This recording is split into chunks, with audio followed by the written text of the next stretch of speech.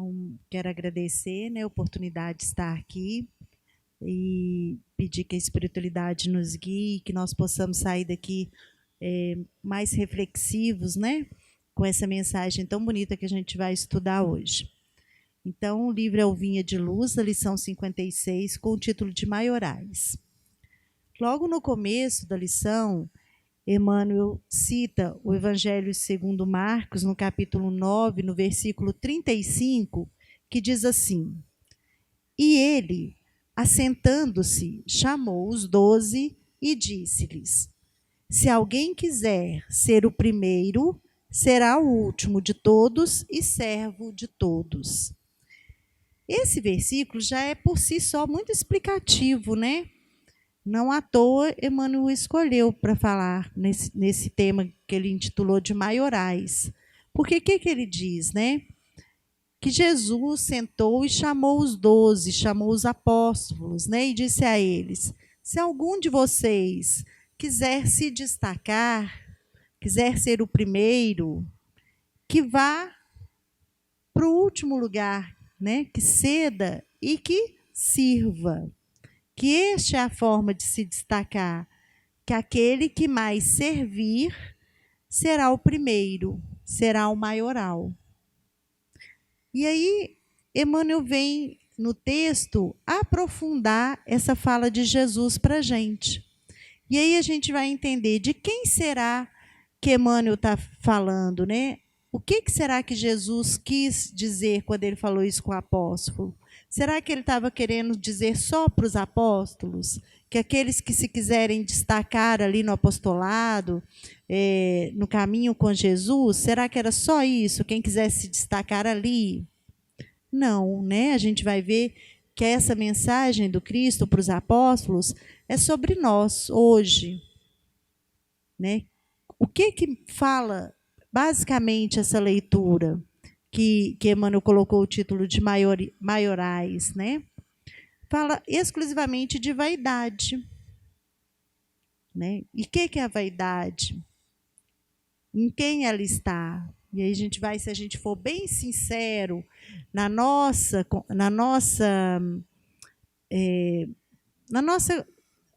conversa conosco mesmo, né? Se a gente for bem sincero na nossa autoanálise, a gente vai ver que ela está ali, dentro da gente, dentro de mim.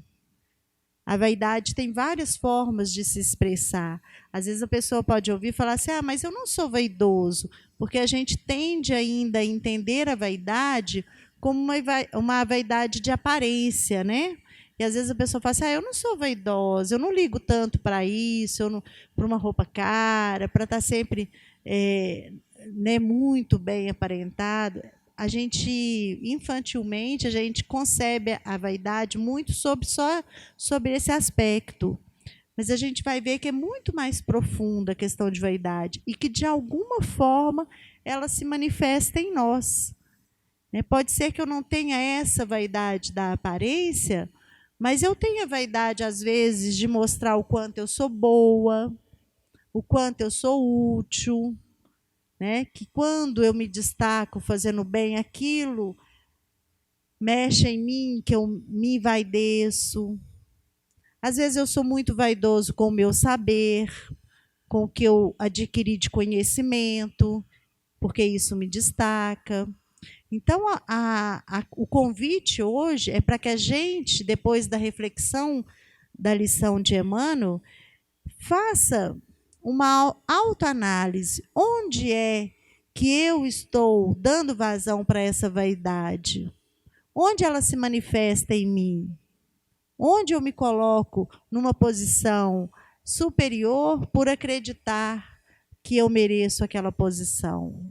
Porque esse maioral aqui que Emmanuel fala, somos nós, no nosso dia a dia, nessa nossa experiência terrena. Logo no comecinho, Emmanuel diz assim: ser dos primeiros na Terra não é problema de solução complicada. Há maiorais no mundo em todas as situações.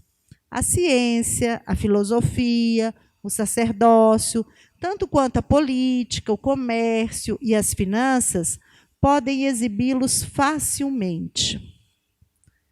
Vamos lá. Primeiro ele fala com a gente que não é difícil, né? Achar os maiorais na Terra e nem de nós nos colocarmos nessa posição. E aí ele vem e dá os ramos, as áreas onde os maiorais aqui, né, da Terra se instalam. Né? E ele fala que esses campos são na ciência, na filosofia, deixa eu ver outro que ele cita, ciência, filosofia, o sacerdócio, o comércio, as finanças. Ah, não, aí eu li isso aqui, não, então tá ótimo, não é de mim que ele está falando, não. Porque eu não estou na ciência, eu não sou filósofo, eu não sou político, eu não sou sacerdote, então essa lição não tem nada a ver comigo, não. Será mesmo? Olha que interessante. As áreas que Emmanuel escolhe para destacar para nós onde é que os maiorais aparecem. E aí a gente vai ver que nós estamos nessas áreas, que elas fazem parte da nossa vida, todas elas. Quando ele diz na ciência, em tudo há ciência, em tudo que eu faço, em tudo que eu exerço, há uma ciência ali. Mesmo que seja uma coisa simples e corriqueira, né? Precisa de uma ciência para saber fazer aquilo. Nem que seja, se eu vou lavar uma roupa, eu preciso da ciência de como se lava uma roupa. E aí é o gatilho para a gente escorregar e deixar a vaidade nos colocar numa posição de maioral, de destaque, porque eu tenho ciência daquilo que eu faço. Eu sou o melhor naquilo. Não só os homens da ciência, né? Como ele destaca aqui, mas nós, com as ciências que nós temos, com os saberes que nós já adquirimos. Outra área que ele aponta, a filosofia, que é fácil a gente se destacar, se achar um maioral na área da filosofia, mas só os filósofos, só aqueles que estudaram, né? Só aqueles que pensam de onde eu vim, para onde eu vou, quem eu sou. São só os filósofos, né, que deram a base para a gente entender a humanidade, que estão correndo risco de se acharem os maiorais, de se colocarem nessa posição? Não, porque a filosofia faz parte da nossa vida. A filosofia é o pensamento. Então, o meu pensar pode sim me levar para uma falsa ideia, para uma falsa colocação de ser um maioral, quando eu acho que eu penso melhor que o outro, que o meu pensar está mais certo do que o outro, que a forma como eu entendo o mundo, como eu entendo a vida, está mais certa do que o outro. E é aí que eu me coloco nessa posição de maioral. Emmanuel também cita que o sacerdócio, os sacerdotes, é uma área onde facilmente nós vamos achar os maiorais da Terra. Mas será que só aqueles que estudaram, que se ingressaram numa corrente religiosa, que exercem a sua vida dentro de uma escola religiosa, que Emmanuel está falando?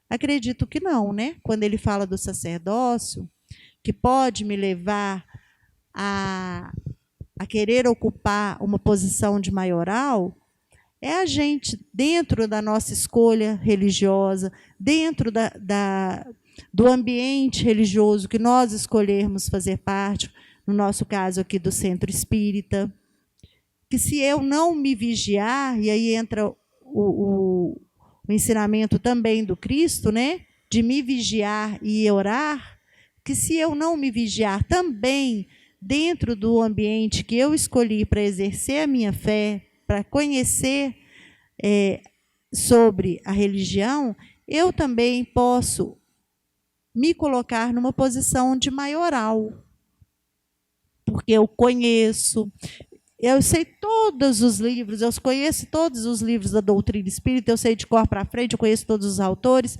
Ah, eu sou o maioral aqui no Centro Espírita. Né? E será que a gente está difícil da gente escorregar por este caminho? Não, não está. Né? Outro ramo que ele cita, da política.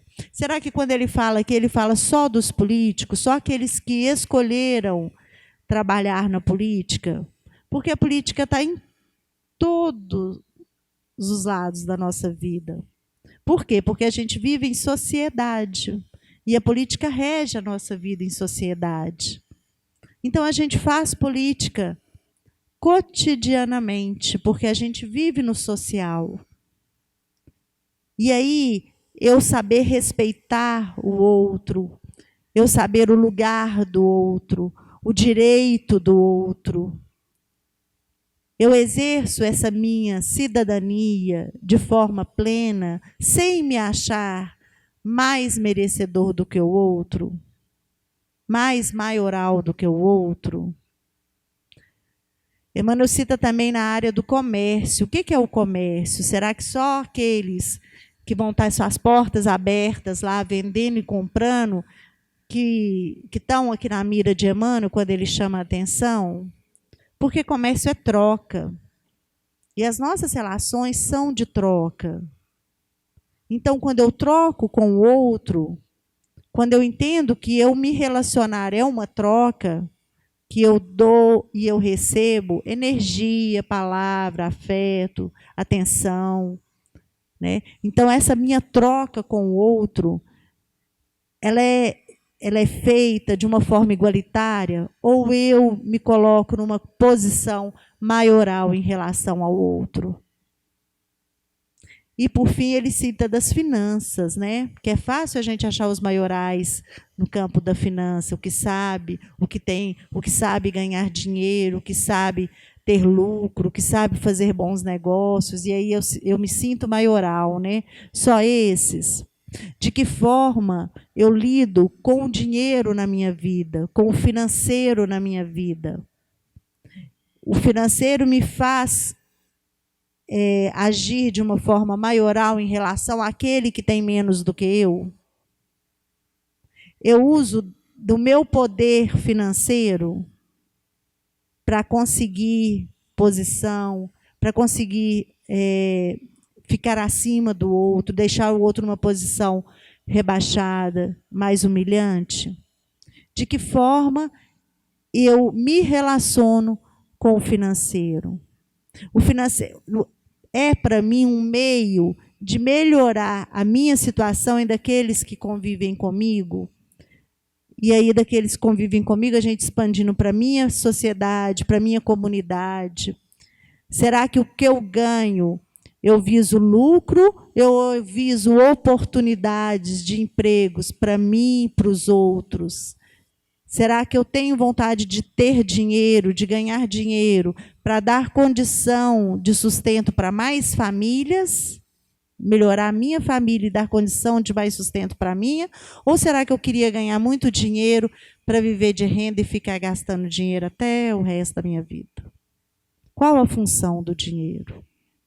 Se não de nos melhorar materialmente e dar condição de sustento para o outro. Isso é tão real se a gente pensar, né? Porque todo mundo quer ganhar na cena. E todo mundo quer ganhar na cena, se a gente perguntar, será que a gente vai achar alguém respondendo assim? Eu quero ganhar na cena porque eu quero abrir 10 mil postos de serviço. Eu quero abrir 10 mil vagas para 10 mil trabalhadores. Não, né? A gente quer muito ganhar para viajar, para fazer cruzeiro, para passear.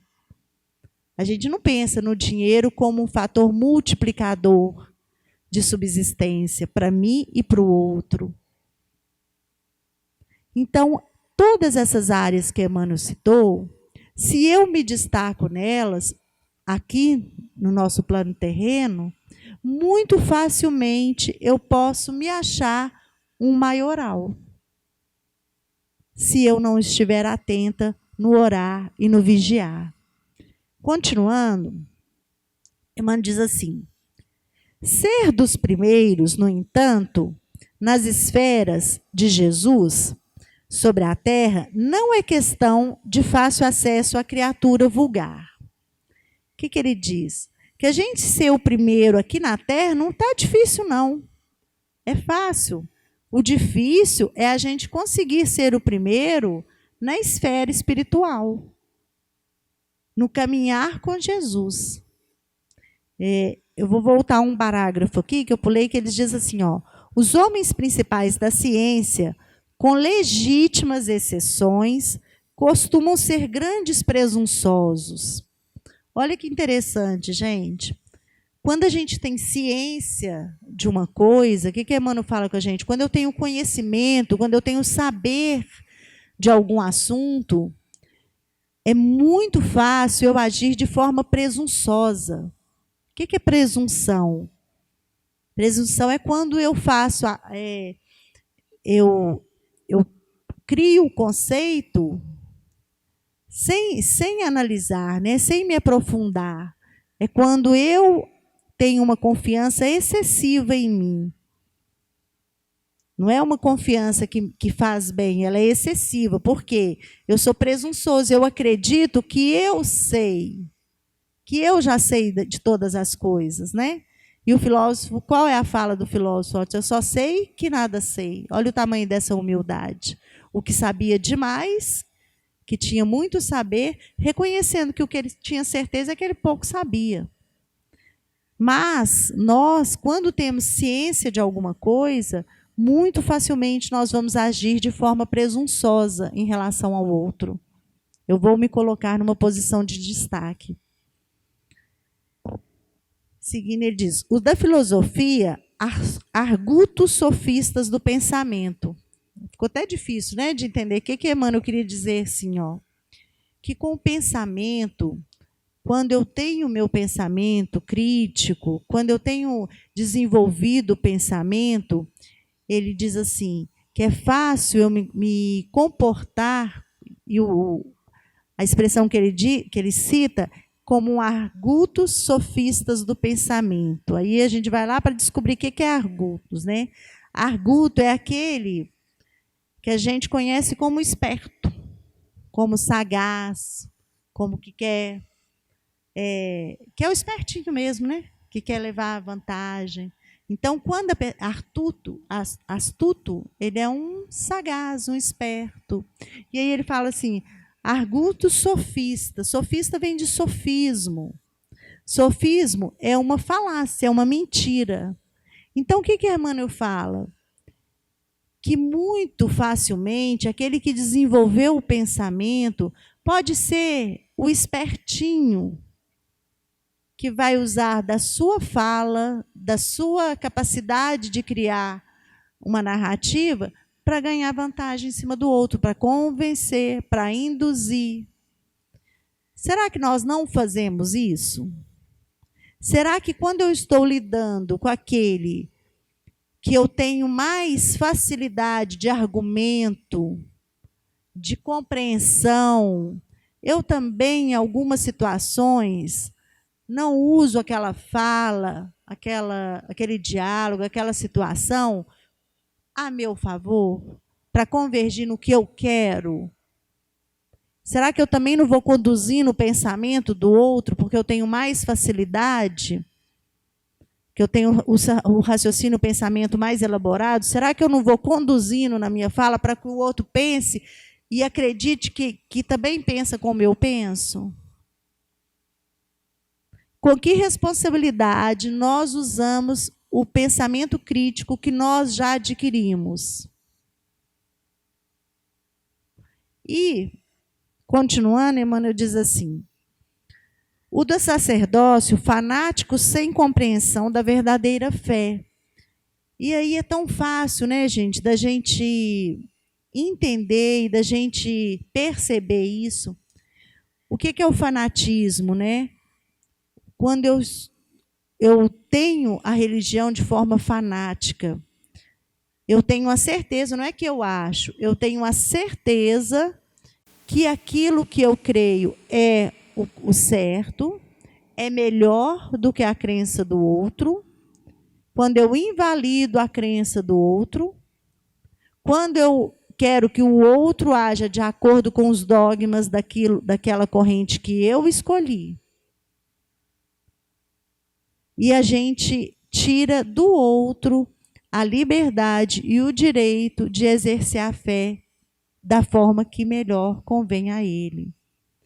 Quando a gente acredita que a nossa corrente religiosa, que a minha escola religiosa, que de onde eu me encontrei, é melhor e pode comandar a outra, aí a gente se coloca nessa posição de maioral que Emmanuel está chamando a atenção. Porque, na verdade, para o Cristo, não há religião, não há corrente filosófica. Há simplesmente a lei de amor que ele veio exemplificar. É isso que interessa, que nós sejamos seus seguidores no sentido de exercitar o amor que ele veio exemplificar para nós. A forma que a gente encontrou aqui na Terra de conhecer, de estudar, de vivenciar, que seja melhor para cada um. Né? Não vai ser cobrado de nós. Você foi para essa corrente religiosa? Não, então você não vai ter aqui o reino do céu. Você foi para essa? Então você vai ser aceito. Não há. Mas a gente acha por direito nos colocarmos como maiorais também na questão religiosa que a gente escolheu para frequentar, para exercer. Em política, muitos dos maiorais são tiranos, no comércio, inúmeros são exploradores, e nas finanças, muitos deles não passam de associados das sombras contra os interesses coletivos. E aí a gente, o que a gente já falou da nossa responsabilidade enquanto sociedade. Nas minhas relações, sejam comerciais, financeiras, trabalhistas, elas também têm que ser vivenciadas sob o ensinamento do Cristo. Também tem que ser vivenciada em cima da honestidade, da transparência.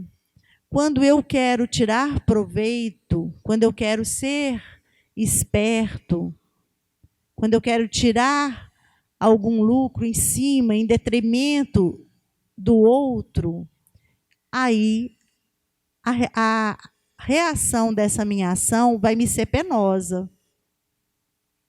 Porque eu já me coloquei numa posição de maioral. Então, eu já tive o meu destaque. Eu não venha depois eu querer o destaque lá na minha vida espiritual, porque eu já tive ele aqui. Eu já colhi os louros, dessas relações que eu resolvi estabelecer de forma desigual. E seguindo, Emmanuel diz, nos departamentos do mundo materializado, os principais devem ser os primeiros a serem servidos e contam com a obediência compulsória de todos. O que ele diz? Aqui no mundo, na nossa experiência terrena, todo mundo quer o quê? Ser servido. Não é? Não é verdade? O que a gente quer é ser servido. É muito mais confortável eu me colocar nessa posição, eu trabalhar para eu chegar numa condição de ser servido, do que eu servir. Servir é trabalhoso, servir cansa, servir dá trabalho. E aí eu quero realmente a posição de ser servido.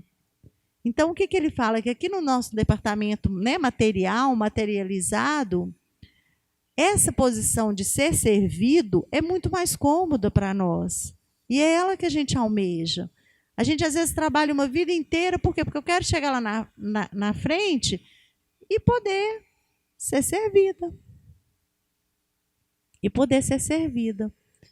Será que a gente, ao longo da nossa caminhada terrena, a gente faz essa pergunta? Eu estou servindo? De que forma eu estou servindo? A quem eu estou servindo? A gente muito reclama, É o venha a nós, ao vosso reino, a gente pouco se cobra. Então, essa reflexão de que forma, o que é o servir? O servir é o ser útil, De que forma eu estou sendo útil? A quem eu posso ser útil? E aí a gente volta lá naquelas áreas que Emmanuel cita lá no começo. Ah, mas eu não tenho a financeira, mas eu vou ter outras. eu vou ter a ciência que pode ser útil a alguém. Eu sei fazer alguma coisa que o outro necessita. Eu tenho a ciência de cortar um cabelo e tem muita gente precisando de ter o cabelo cortado. Eu tenho a ciência de fazer uma comida deliciosa e eu tenho a disposição de uma vez por semana usar dessa minha ciência para alimentar quem precisa. Todo mundo aqui, gente, vai ter uma condição de ser útil, de servir ao invés de ser servido. E aí vem a beleza, né? E aí que é a graça, né? Que a gente vai descobrir que ao servir, aí sim eu sou servida. Porque aí eu me sirvo.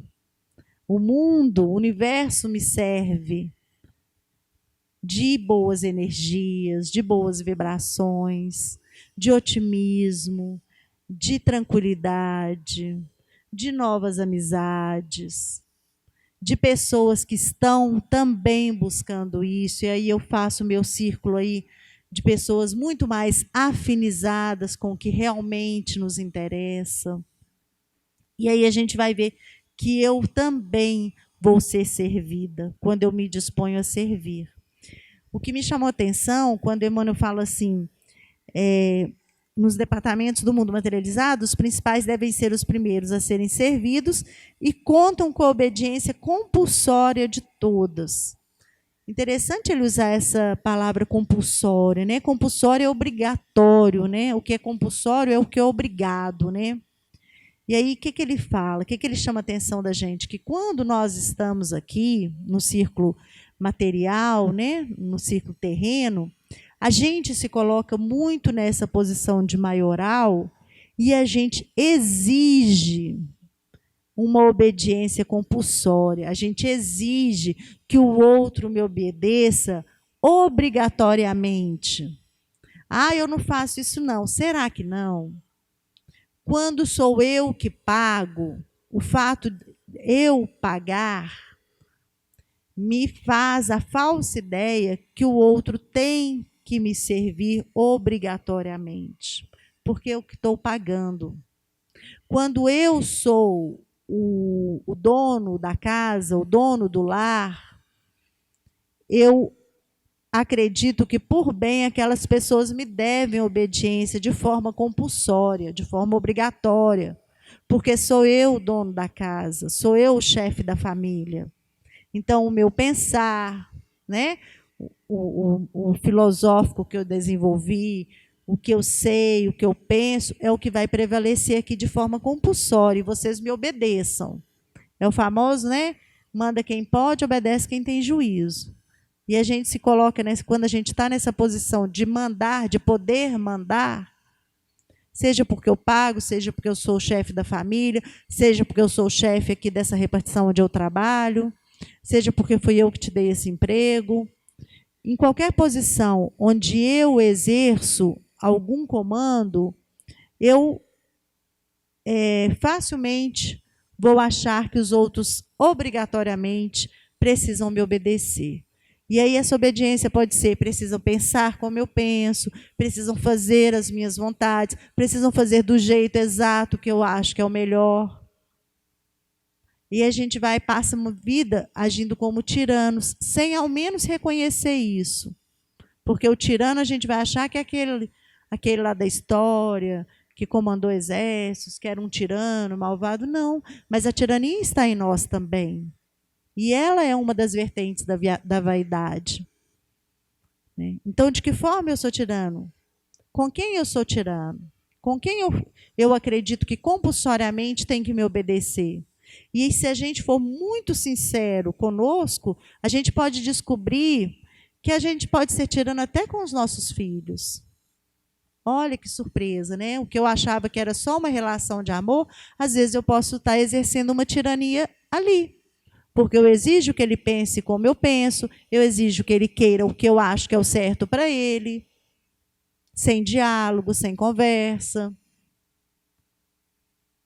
Então, essa nossa autoanálise de que forma nós estamos lidando aqueles que convivem com a gente, quando eu tenho uma posição de destaque, é o que merece um olhar mais cuidadoso nosso. Seguindo, Emmanuel diz assim: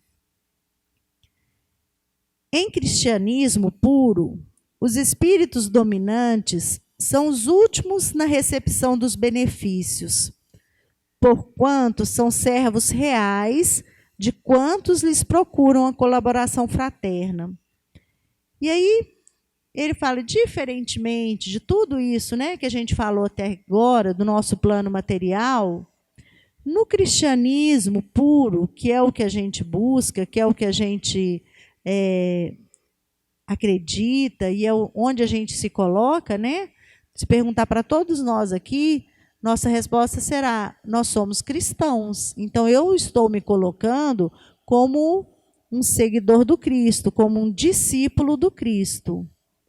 Mas aí Emmanuel fala que no cristianismo puro, ou seja, não no cristianismo só das palavras, só dos livros, só da teoria, no cristianismo vivo,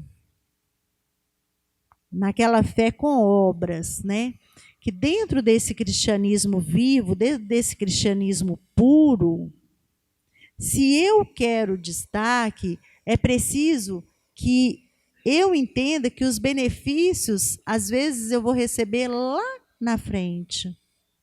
Que quando ele fala aqui, ó, dos benefícios, ele diz assim: os espíritos dominantes são os últimos na recepção dos benefícios. Por que ele fala isso? São os últimos na recepção. Porque, às vezes, a gente vai receber, tudo a gente recebe. Não é que eu vou ficar sem a minha paga. Eu vou receber. Até por uma questão de lei, né? Existe uma lei divina, que é uma das leis de Deus, que é a lei de causa e efeito, que aqui na física a gente vai entender como ação e reação. Então, eu vou receber, seja o que é que eu faça, tanto para um lado, tanto para o bom quanto para o ruim. Então, eu vou receber os benefícios, mas, às vezes, eu serei o último a receber, ou, às vezes, eu vou receber lá na frente. E aí, no Espiritismo, nos dá muito consolo, porque a gente entende que a caminhada continua. Então, às vezes, se eu não recebi aqui, eu vou receber com certeza lá na frente. E esse é o grande consolo, né? Porque quando a gente concebe uma única experiência terrena, é muito comum a gente ouvir isso, né? Não, fez tanto bem, morreu, e não, parece dar uma ideia de que a pessoa não recebeu o bem que ela fez, que a vida foi injusta com ela, né? E aí vem o cristianismo, por isso ele é consolador, que ele deixa claro para a gente que, inevitavelmente, esse benefício vai chegar até mim. Porque a minha caminhada ela é contínua, né? Ela não se encerra aqui. Muito pelo contrário, aqui é passageiro. Então, se eu quero vivenciar o cristianismo puro, que Emmanuel fala aqui, eu preciso me comportar como um discípulo do Cristo. Eu preciso parar de exigir o meu benefício. A gente se comporta ainda muito imaturamente, como espíritos imaturos, né? Como a criança que a gente convive aqui na Terra, né? Que quando não recebe, faz birra, se revolta, chora. E a gente precisa parar de se comportar como essa criança. Quando a vida oferece dificuldade, um percalço, uma oportunidade de vivenciar uma prova, eu preciso parar de me comportar imaturamente e entender que isso também vai me trazer um benefício se eu vivenciar de forma plena e de forma serena e confiante. Vamos caminhar para o finalzinho da leitura.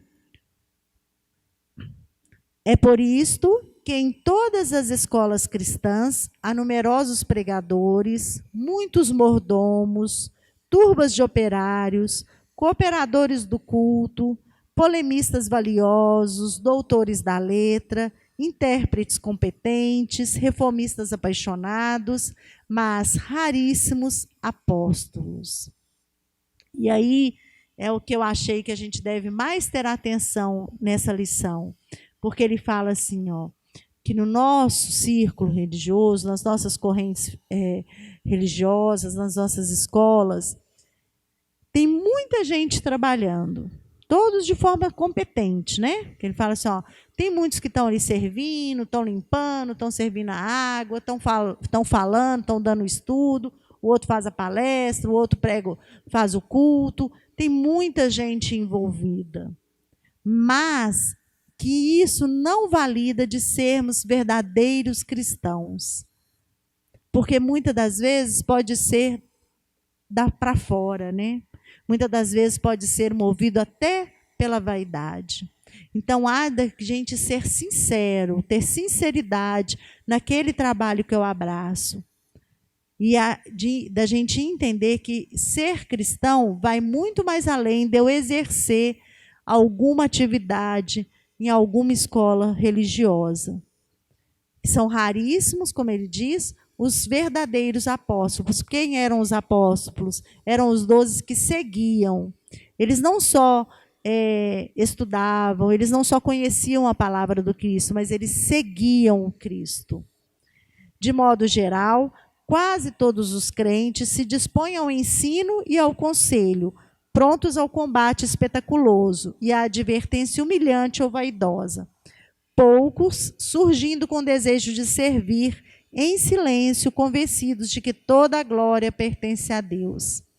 Então, entre nós, muitos de nós mesmos, em alguns momentos da nossa vida, a gente está muito fácil para dar conselho, a gente está muito fácil para corrigir, e como Emmanuel diz aqui, e é uma correção, às vezes, de forma até humilhante, né? É uma correção que humilha o outro.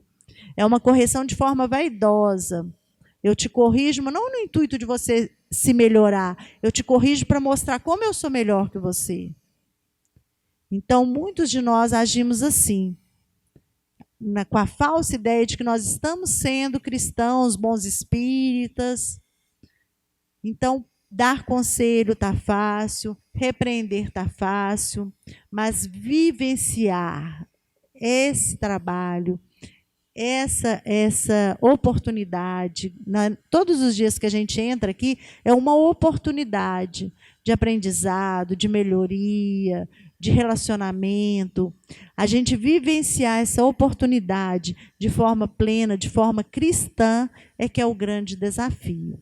E é aí, né, quando eu sirvo realmente, quando eu sirvo de coração, é que eu vou receber os benefícios de Deus, né? E é aí que a glória divina chega até nós. Então, que a gente saia daqui hoje revigorados no intuito de servir com plena capacidade, né? Porque nós somos centelha divina, nós somos o amor do Cristo em nós. Então, eu preciso usar da ferramenta do servir para fazer crescer essa chama que há dentro de mim, que é o amor do Cristo.